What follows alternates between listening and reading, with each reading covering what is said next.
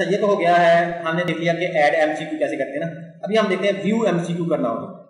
जब view MCQ करेंगे तो अभी हमने ये देखना कि ये कैसे आए ना, ये वाले सारा कैसे आए। तो इसमें भी सिंपल देख लेंगे, ये होगा कि हम सारा डाटा उधर से निकालेंगे, select all from MCQ table से क्यूरी लगाएंगे, बस सारे एमसीक्यू निकालेंगे और उसको ना इधर इधर फिट करने की ट्राई करेंगे। मतलब कि ये टेबल है, ये एक टेबल है, ये वाला एक टेबल है। तो ये टेबल क्या क्या है, इसकी एक रो है, उसकी 2 रो है और कॉलम है उसके 1 2 3 4 5 7 कॉलम है। और जो पहली रो का जो पहला कॉलम है वो तो ठीक है, बाकी जो 6 कॉलम जो है ना वो हमने मर्ज कर दिए हैं, उनको जोड़ दिया है।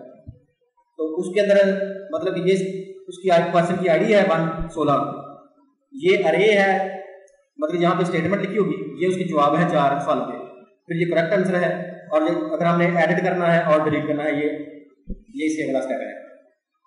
तो अभी हम ये देखते हैं कि हमने व्यू, ये पेज कौन सा है, ये है यहाँ पे एमसीक्यू के अंदर व्यू एमसीक्यू। अभी हमने इसका कोड देखना है और हमने ये देखना है कि ये ऐसे किस तरह आता है, जरा ये वाला ठीक है यहाँ तक। तो इसका ये है कि फिर हम व्यू एमसीक्यू जो है ना उसका कोड देखें, तो एमसीक्यू के अंदर ही है व्यू एमसीक्यू, ये वाला आ गया ना। इसका ये वाला तो ज़ाहिर है कि हम फिर वही बाद में पढ़ेंगे, लेकिन इसका जो है ना ये पहले ही एक दफ़ा पहले भी खुलेगा, क्योंकि हमने जो है ना ऑटोमेटिकली आ जाता है ना ये, जब हम व्यू एमसीक्यू करते हैं तो वो लोड हो जाता है। हाँ, वो ऑटोमेटिकली लोड हो जाते हैं, इसलिए ना ये शुरू में इसका फंक्शन आएगा। अच्छा यहाँ पे देखिए रिक्वायर 1 एमसीक्यू मॉडल PHP, वो एमसीक्यू मॉडल जो है ये वाली फाइल, क्योंकि इसके अंदर है कि यूजर, इसके अंदर सारा कुछ लिखा हुआ है फंक्शन ना, कि यूजर डालने कैसे हैं, निकालने कैसे है। पहले हमने पढ़ा था ये एमसीक्यू है ना, ऐड एमसीक्यू एक फंक्शन है, जब हमने ऐड करना हो, ये हमने पढ़ लिया है। अब इसका और फंक्शन क्या होगा, अपडेट एमसीक्यू, कि जब अपडेट करने की बारी फिर हम ये फंक्शन कॉल करेंगे। फिर उसके बाद नीचे और इसका होगा ये गेट एमसीक्यूज, जब हमने गेट एमसीक्यूज करने हैं तो इसका ज़ाहिर है कि अभी हमने गेट ही कर दिया ना, तो अभी हम ये फंक्शन पढ़ना है ये वाला। और ये है गेट एमसीक्यू, एक एमसीक्यू लेना होगा आईडी के हिसाब से, एक निकालना हो तो ये वाला। और उसके बाद अगर एमसीक्यू डिलीट करना हो तो फिर ये वाला। तो ये सारे जो है ना ये इसी क्लास के अंदर है फंक्शन। तो अभी हमने अभी हम पढ़ रहे हैं व्यू एमसीक्यूज ना, ये वाला भी हम पढ़ रहे हैं व्यू एमसीक्यू वाला। तो इसमें पहले लिखा है कि एमसीक्यू क्लास का एक ऑब्जेक्ट बनाया, ये वाला ठीक है। उसके बाद ये देखा कि यहाँ पे ना कि अगर किसी ने गेट एमसीक्यू के अंदर एमसीक्यू आईडी सेट है अगर, तो ये मेरा ख्याल ऐसे बाद में देखने वाला है। ये जब प्रेस करेंगे ना नीचे से कोई, ये उस वक्त वाला है, ये अभी इतना कोड अभी नहीं समझाएगा। लेकिन ये देखे ना, ये तो इफ इज सेट, जब किसी ने बटन प्रेस किया होगा ना ये वाला एमसीक्यू आईडी वाला, तो ये फिर उस वक्त जो है ना काम करेगा ये। लेकिन ये वाली लाइन जो है ना ये हर दफा काम करेगी, क्योंकि ये इसके अंदर नहीं है ना, ये डायरेक्ट काम करेगी। तो इसमें क्या किया है कि हमने ये जो ऑब्जेक्ट बनाया था ना माई एमसीक्यू ऑब्जेक्ट, इस एमसीक्यू क्लास का ये बनाया था, एमसीक्यू ऑब्जेक्ट बनाया था, इसका हमने भी मेथड कॉल किया है गेट एमसीक्यूज। और ये जो जवाब पे हमें वापस देगा वो इसके अंदर स्टोर कर दिया एमसीक्यूज के अंदर। मतलब कि ये जो है ना हमें एमसीक्यूज की अरे देगा ताकि हम उसको ना शो कराएं। तो पहले हम देखेंगे कि गेट एमसीक्यूज कैसे हमें वापस क्या देता है। ज़ाहिर है कि हम फिर इसी ये जो ऑब्जेक्ट है जिस क्लास का, उसी क्लास में जाएंगे ना। तो ये है एमसीक्यू क्लास का ऑब्जेक्ट, तो ये मेथड उसके अंदर लिखा हुआ है।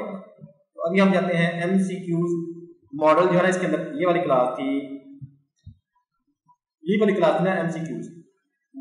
अभी हमने इसका कौन सा गेट एमसीक्यूज फंक्शन कॉल किया, ये होगा ये वाला फंक्शन जो है, इसको हम कॉल कर रहे हैं। तो ये भी क्या करेगा, अभी हमने चीजें निकालनी है डेटाबेस से सारे सवाल। तो ये पहली लाइनें दो वैसे ही हैं, एक कनेक्शन क्लास का एक ऑब्जेक्ट बनाया और उस ऑब्जेक्ट का मेथड कॉल कर दिया गेट कनेक्शन, तो उसने हमें एक कनेक्शन दे देगा ये वाला, जिसमें डेटाबेस का एड्रेस भी होगा कि किस डेटाबेस के साथ कनेक्ट बनाना है।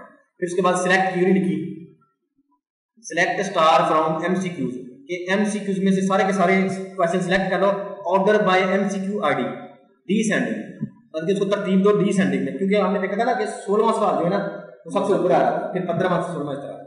तो ये हमने कहा कि इस सूरत में हमें सारे के सारे जो है ना सवाल दे दो। इस तरह हम पहले यूजर भी निकाल चुके हैं। वैसे जब हमने लॉगिन करते वक्त ना हमने चेक किया था कि select user from this table, अगर उसकी आईडी ये है तो वो है। असल में ये वाली चीज जो पढ़ने लगना है इसलिए मैंने बताया।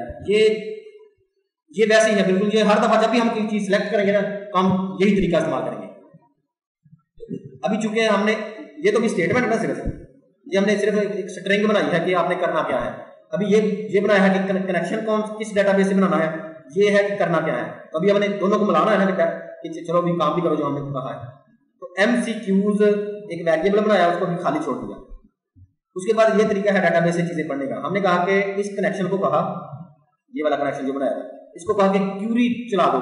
इस कनेक्शन का एक फंक्शन है ये वाला, इसको कहा कि क्यूरी चला दो। कौन सी क्यूरी? अभी जो ये वाली बनाई है ये इसको बताती। मतलब कि हमने कनेक्शन को कहा कि क्यूरी को चला दो। किसको? इस क्यूरी को इसके मुताबिक चला दो, वो करना है। और इस कनेक्शन को तो खुद पता है, मैंने डेटाबेस के पास जाना है। अभी इसको हमने क्यूरी भी बता दी। और शब्द इसमें ये है फेच एसोसिएटेड अरे। इसका मतलब है कि ये एक अरे की शक्ल में सारा डाटा दिखा दे। तो फिर ताकि हम अरे से ना एक अरे का मतलब ये होगा कि हर एक अरे होगी, उसके हर इंडेक्स पे जो है ना एक पूरा लाइन पड़ी होगी। अरे पहली अरे का पहला इंडेक्स, उस पर एक लाइन पड़ी होगी, फिर दूसरे इंडेक्स पे दूसरी लाइन पड़ी होगी इसकी, इस MCQs की। तो इतनी का टोटल मतलब बन जाएगा कि इसके जवाब में हमारे पास एक अरे आएगी जिसके 0 1 2 3 तरह हर इंडेक्स पे ना एक पूरी की पूरी लाइन पड़ी होगी इसमें किसकी? MCQs की। और उस लाइन में क्या होगा? क्वेश्चन की स्टेटमेंट होगी एक, फिर उसकी चारों ऑप्शन होगी, फिर करेक्ट आंसर है, सारा कुछ लाइन में होगा। क्योंकि ये देखे ना, ये वही आएगा। ये हम इसको भी पढ़ रहे हैं। हमने ये वाली स्टेटमेंट चलाई है अभी क्विज एप्लीकेशन, और इसके अंदर MC हमने इसको कहा कि सिलेक्ट स्टार फ्रॉम। तो हमें ये वाली पूरी लाइन जो है ना, ये फिर दूसरी रो है, तीसरी, ये एक अरे बनेगी जिसका 0 इंडेक्स पे ये वाली लाइन पड़ी होगी, फिर अगले इंडेक्स पे ये पड़ी होगी, फिर अगले इंडेक्स पे ये पड़ी होगी। इस तरह की हमें वापसी मिलेगी। तो अभी हमने करना क्या है, हमने इसको निकाल के ना एक इन MCQs में डाल देना है। क्योंकि अभी ये तो फिर रफ काम है ना, इसको हमने, ताकि हम इसको वापस भी करना है ना सारे सवालों को। तो ये देखिए हमने इसको एक एक करके लिया MCQ एज MCQ, मतलब कि MCQs को एक एक लिया MCQ के तौर पर, और उसको क्या किया, इस MCQ को किस में डाल दिया? इस अरे में डाल दिया, MCQs अरे के अंदर डाल दिया। तो ये ऑटोमेटिकली जब इस तरह डालते हैं ना, इसका मतलब होता है कि ये इंडेक्स ऑटोमेटिकली एक आगे बढ़ता है। पहले इसमें डाला, फिर उसको फिर एक इंडेक्स दिया, उसने अगले में डाल दिया। तो ये क्या करेगा? आखिर पे इस अरे के पास लाइनों के अंदर सारा हर इंडेक्स के ऊपर एक एक लाइन पड़ी होगी। तो आखिर क्या हमने इसको कर दिया रिटर्न, बस रिटर्न कर दिया। और अगर इसमें कोई गलती है तो फिर हमने ये एक्सेप्शन चला दी दोनों, ये वही वाला जो हम बार बार पढ़ते हैं। तो सिंपल है, इस पूरे फंक्शन का मतलब ये है कि जब इसको कॉल किया जाएगा तो ये क्या करेगा कि MCQs निकाल के टेबल में से हमें दे देगा वापस। तो अभी देखेंगे इसको जब हमने कॉल किया है यहाँ पे व्यू MCQs के अंदर, तो ये देखिए हमने कहा कि हमने पहले एक ऑब्जेक्ट बनाया MCQs क्लास का, ये वाला माई ऑब्जेक्ट। फिर इस ऑब्जेक्ट का फंक्शन कॉल किया गेट MCQs। तो ज़ाहिर है हमें वापस में क्या देगा कि MCQs देगा ना, वो हमें इसमें स्टोर कर दिया।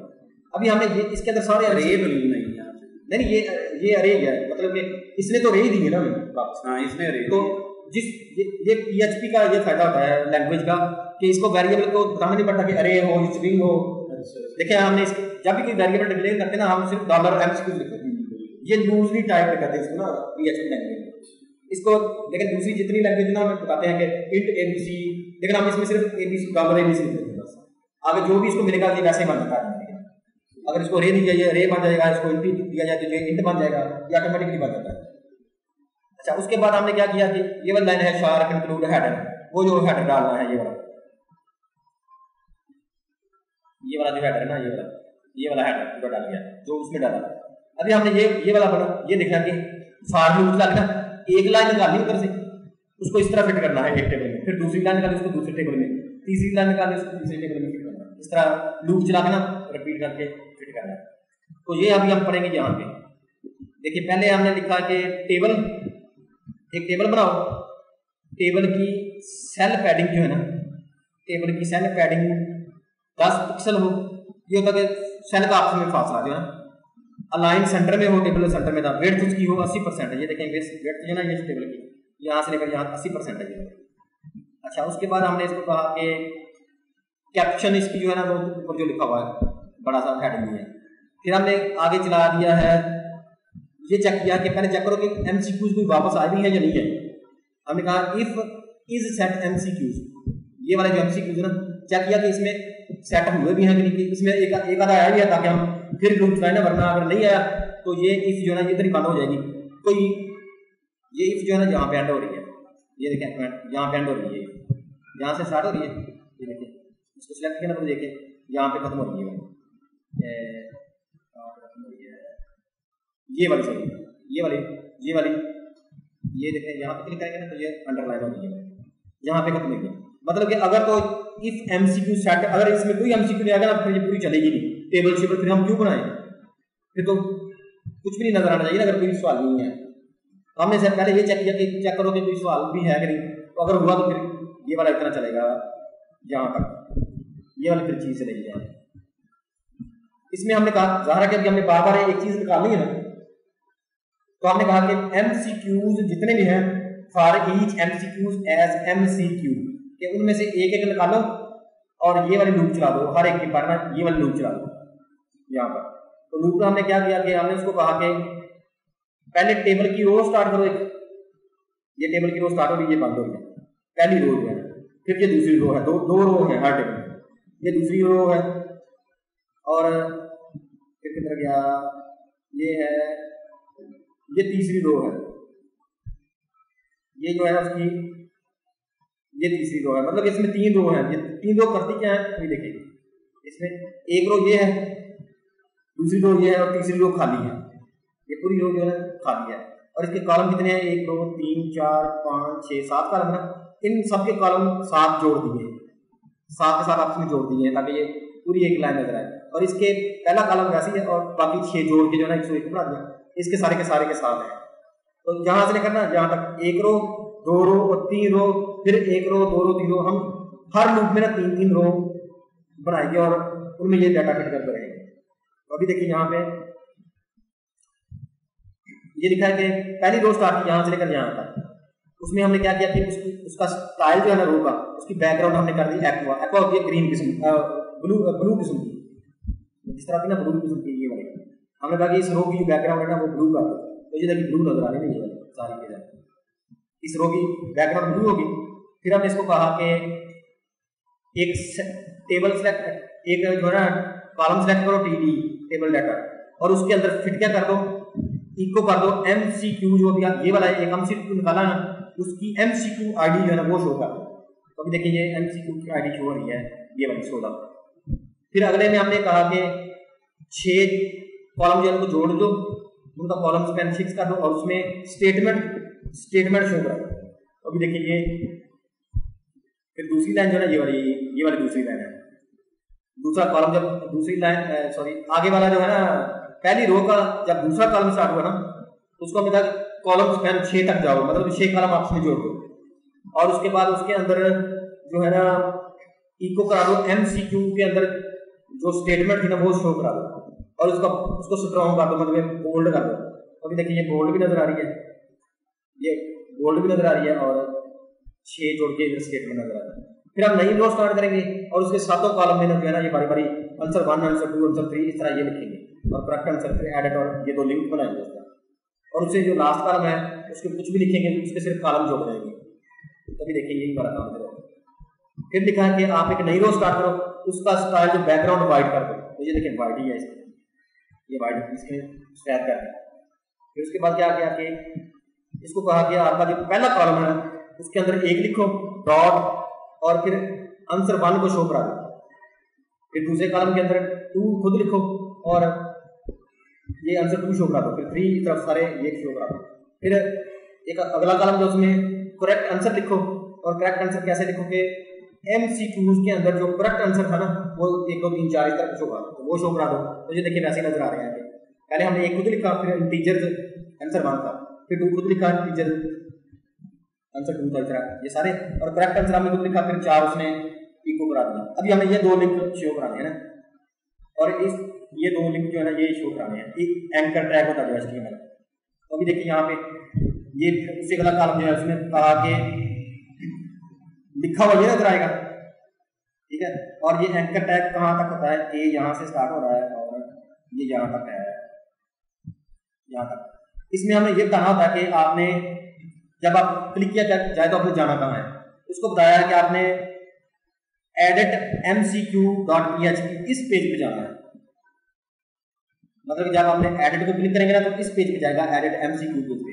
और अपने साथ क्या लेके जाना है, अपने साथ लेके जाना है MCQ की आईडी साथ लेके जानी है, MCQ की आईडी। और वो किस तरह जाएगी, क्योंकि हमने इसको करा दिया इस MCQ की आईडी जो है ना, इसी की जो अभी MCQ हमने ये वाला सेलेक्ट किया है उसी की आईडी साथ जाएगी, ताकि पता चले ना कि कौन सा MCQ जो है वो एडिट करना है। फिर उसके बाद डिलीट है, तो डिलीट के लिए एक और पेज होगा।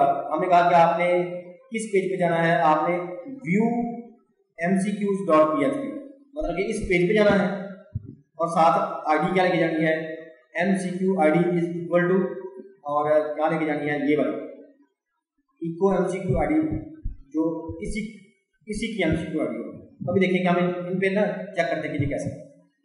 अच्छा, उसके बाद ये देखेंगे आखिरी एक और लाइन है, आखिरी तीसरी लाइन है और इसके अंदर कॉलम कमी का कि आप 7 कॉलम 7 जोड़ दो, कॉलम स्पैन वो जुड़ा हुआ नजर आ रहा है। तो ये बस बात ये लूप चलती जाएगी, फिर इधर से दूसरा सवाल निकालेगी, वो उसको फिट करेंगे, तीसरा सवाल अभी देखें ये बार बार रिपीट हो गया जब तक इस तरह सारे सवाल इस तरह नजर आए। अभी देखिए अगर इसकी सवाल की आईडी जो है ना वो सकता है 9 होगा। अभी देखें इस पे क्या लिखा है एडिट, वो नीचे देखें यहाँ पे देखें, यहाँ पे जाएगा। अभी देखें इस पे लिखा हुआ कि आपने किस पेज पे जाना है, एडिट MCQ पे और साथ MCQ ID is equal to 9 लेके जाएंगे। अभी ऊपर लेके जाएंगे, ये ऊपर वाले पे 11 पे ले गए, तो अभी दिखा कि देखें MCQ ID जो है ना 11। इसी तरह एडिट डिलीट जो है वो कह रहा है कि आपने व्यू mcq.php पे जाना है और MCQ ID 11 लेके जाना है, ताकि हम उसी 11 को डिलीट करें, ये ना हो इधर से 11 और उधर 15 जाकर डिलीट हो जाए इसका। तो ये वाला है कि सारे जो है ना सारी चीजें हमें कैसे नजर आएंगी।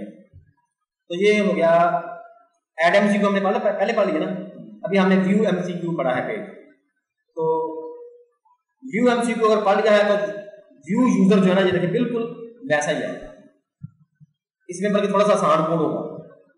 तो अभी इसको जो है ना इसको हम सेव करते हैं, अगले में व्यू यूजर पढ़ेंगे अगले लेक्चर में, और उससे अगले में ये डिलीट और एडिट कैसे करते हैं, फिर ये हमारा आज वाला खत्म हो जाएगा।